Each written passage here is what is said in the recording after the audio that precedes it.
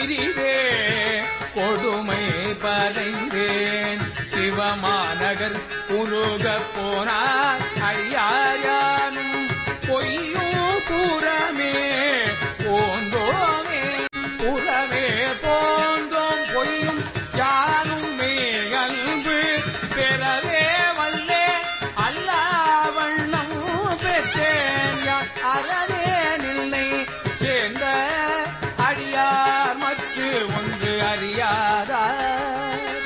சிறவே செய்து வழி வந்து சிவனே நின்றாள் சேர்ந்தாரே.